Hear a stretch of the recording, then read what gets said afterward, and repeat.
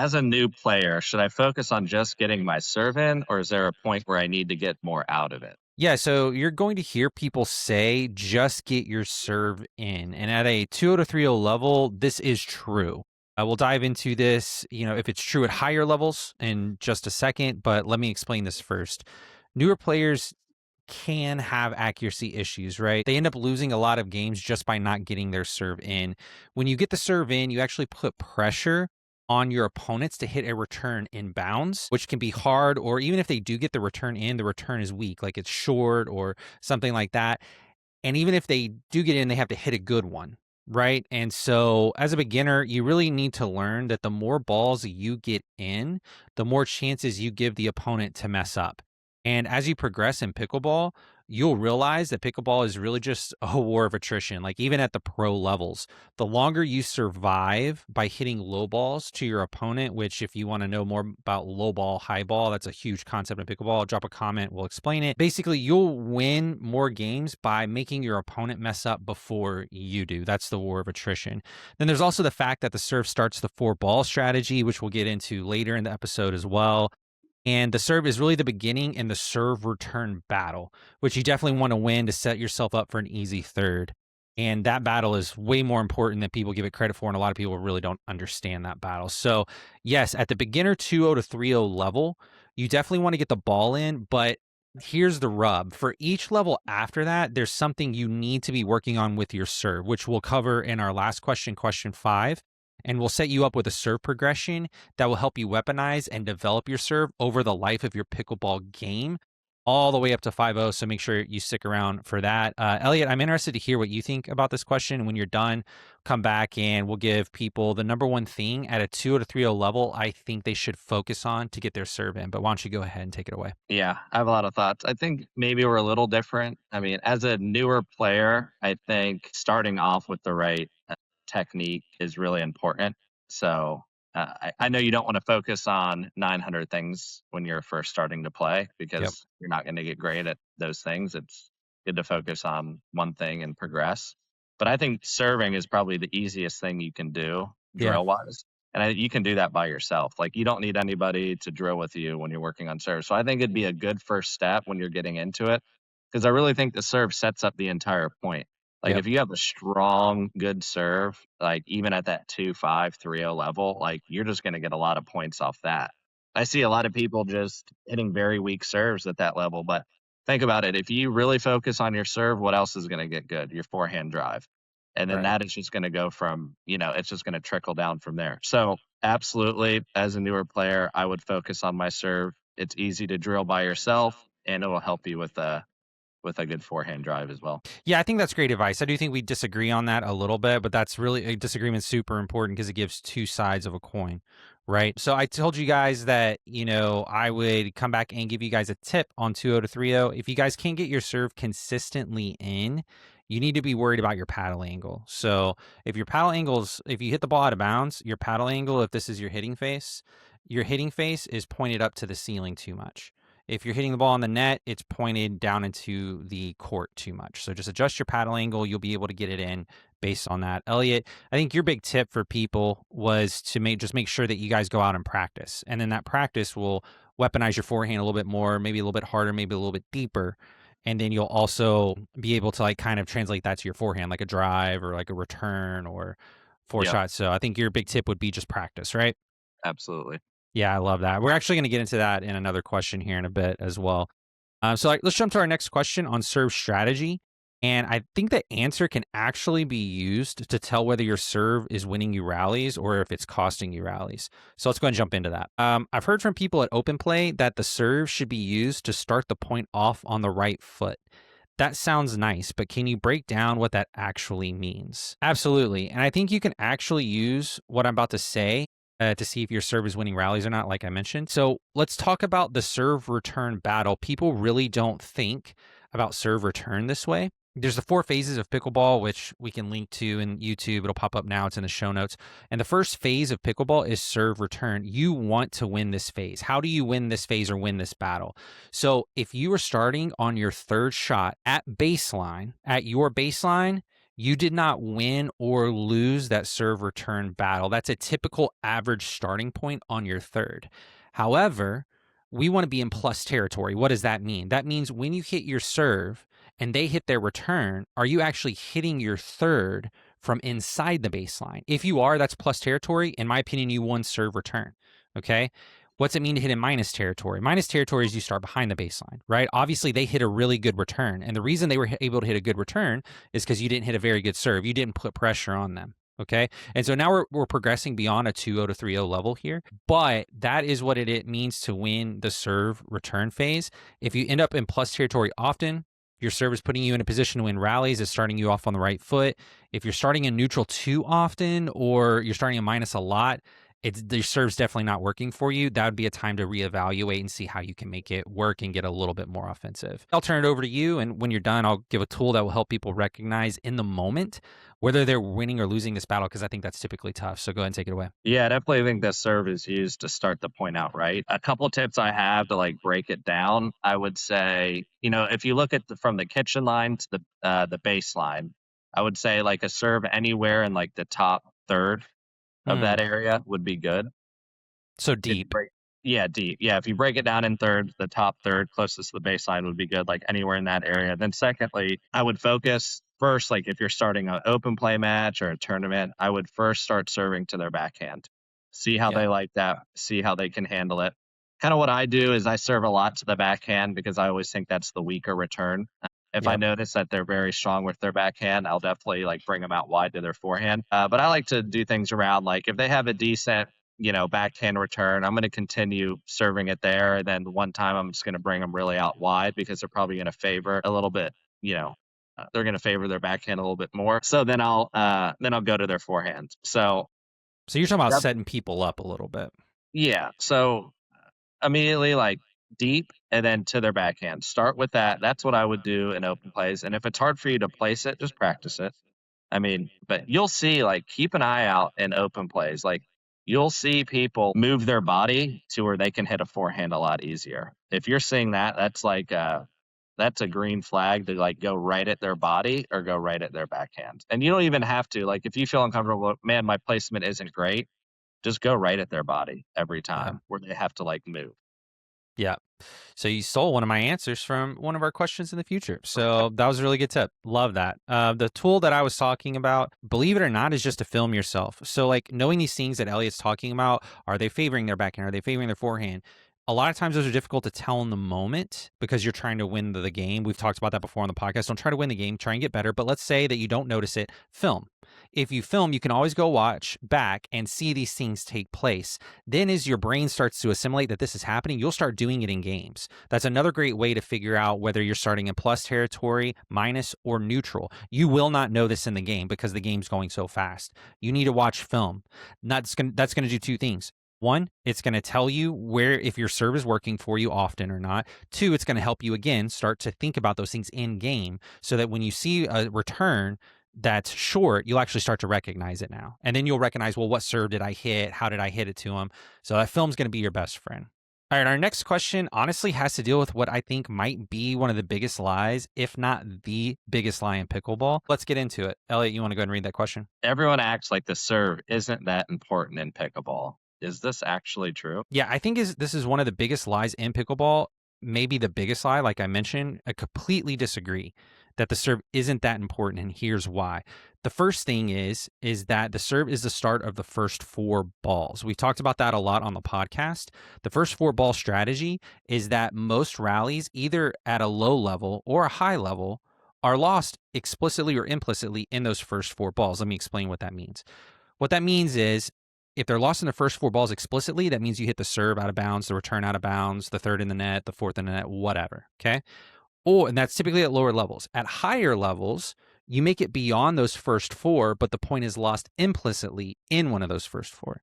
So let's say you hit a third shot drop high, they pound it back, you get it back, they pound it back, you get it back, they pound it and finish it. Well, you're like, oh, Josh, I lost that in the ninth ball, right? No, you lost it in the third implicitly because you didn't hit a good third. So you've got to get good at these first four balls. That's the first four ball concept. The serve is the start of these first four balls. So if you want to get really good at winning the first 4 balls, get really good at the first ball that sets everything up. That first sets up your third, right? So it's important to win the serve. It's also the only ball you can control, which we'll talk more about in question 4 here in just a second. And I'll actually give you guys a hack to dominate the first 4 balls on the serve side and skyrocket in levels if you follow it. But E, why don't you go ahead and go first? Yeah, I mean, some people do act like a serve isn't a big deal, but when you have a big serve, people will compliment it right away. They'll like come up to you and be like, "Oh my gosh, your Yeah. serve is so hard to return." Like, Yep. and until I got a good serve, is when I started getting those compliments. I think my serve is probably one of the stronger things of the game, and I like to start off a match with a hard serve. I mean, you go into an open play match or a tournament, and maybe there's some nerves, whatever that looks like, and then you come with a really, like, really aggressive serve. Like, that just starts how the match is gonna go, and I mean, you're gonna get a weaker return from them, like, every Yep. time if the serve is strong, and then that makes your third so much more easy. Like, it gets you and your partner to the net. When you have an easy third, it gets your partner and you to the net. So, if that's a third shot drop or a drive, like, it just sets you up, like, it sets you Mhm. to get there, then you have the advantage. So, I definitely think it's a lie, that it's not important. Focus on it, start getting better at it, and then you'll see a lot of results. Yeah, I think you're right. And that you brought up something about the mental side of it. Like when you're playing someone in a tournament or like you said, open play, and they start off with a big serve, you're kind of like, dang, I'm gonna have to deal with this for the rest of the match. And like it kind of gets in their head a little bit. So that's a great point. Yeah. So the hack, get really good at your drive. Okay. The core mechanic of pickleball, we talked about it on the podcast, is being able to hit a forehand. Because once you can hit a forehand, you can hit a backhand the same way with two-handed backhand, right? So get really good at that because the drive, the forehand, is the exact same shot that a serve is. A serve is a drive. A drive is a drive, right? And so if you can just consistently get good at a drive, you are going to be able to hit really good serves, but it takes a ton of practice, something we'll talk about here in just a little bit.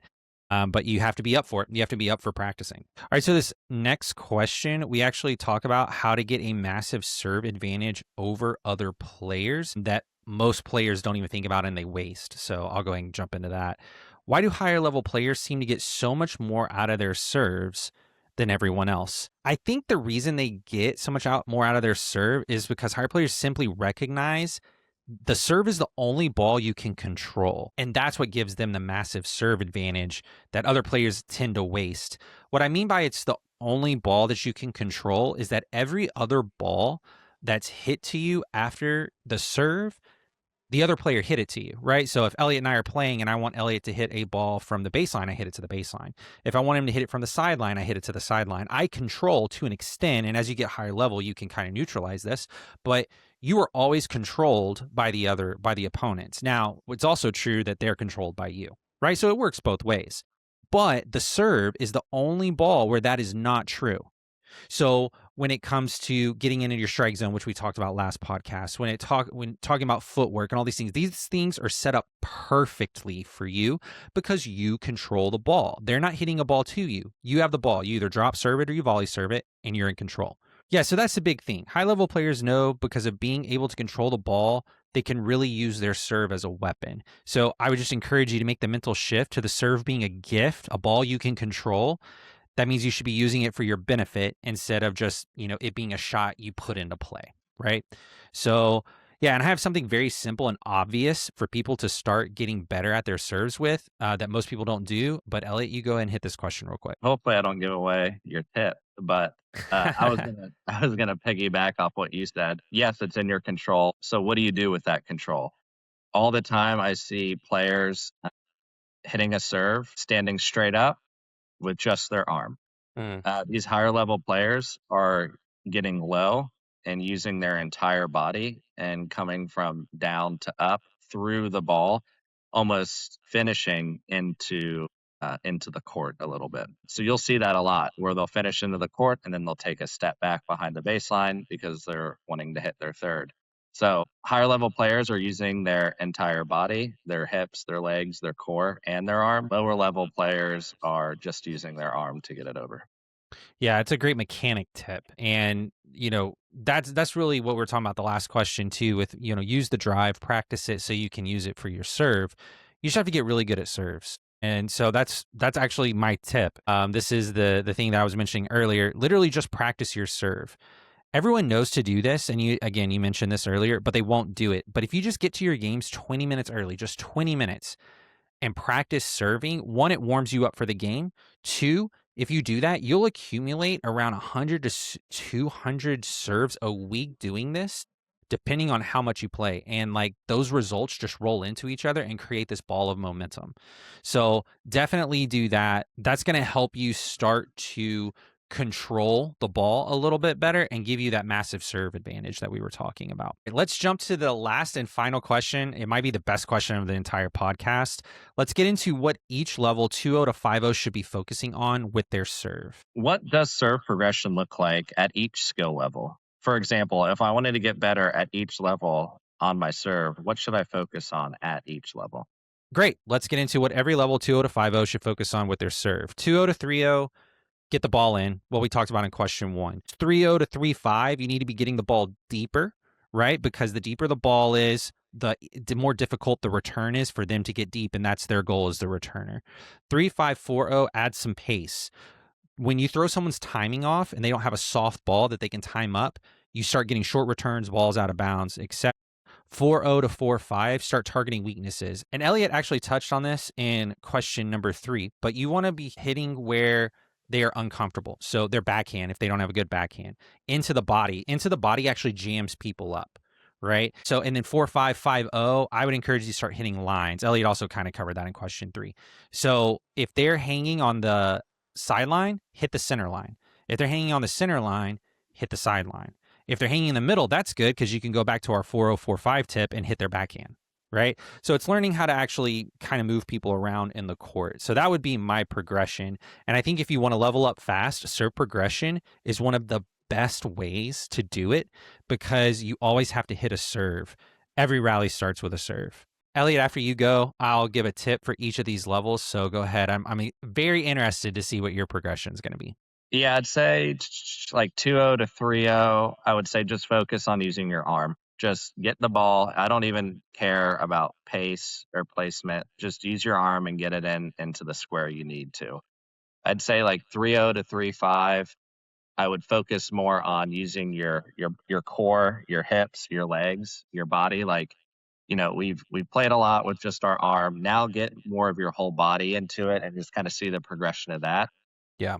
I would say 3.5 to 4.0, I would start working on a little bit more placement. So now that, you feel comfortable using your whole body with the serve, now start placing it where you want, at their body, to their forehand, and to their backhand. If you can place it where you want, that'll start making you pick up on things in the game where you need to place it. So it'll help out. And then I would say like 4 or 5 plus for like once you feel comfortable really placing it where you want, then you can add a lot of pace and then you'll be dangerous. Nice, nice. Definitely two different progressions there. So if you guys have any questions about those, drop them in the comments and we'll interact with you guys there.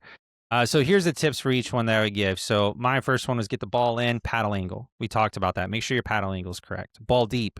You need to be having your paddle angle more up toward the ceiling to get a little bit more loft. If you're going to add pace, that kind of goes along with what Elliott was talking about. A lot of power is going to come from the lower part of your body. So just learning how to use your legs and your hips to actually get your momentum forward and weight transfer. And then for the last two, targeting weaknesses and hitting lines, these are all accuracy things. And that's just going to be solved by practice. You really need to practice. Go to the court 20 minutes early, practice those serves. And this also has a little bit to do with paddle angle because, as we said, you angle your paddle up to loft the ball, angle down toward the court to get it down. You need to angle it left and right as well to be able to hit those different spots on the court. I mean, I play that 4.5 to 5.0 level, and I play with a lot of people my skill level, and then even people higher than even people better than me. I mean, what Josh just said, I've seen them show up.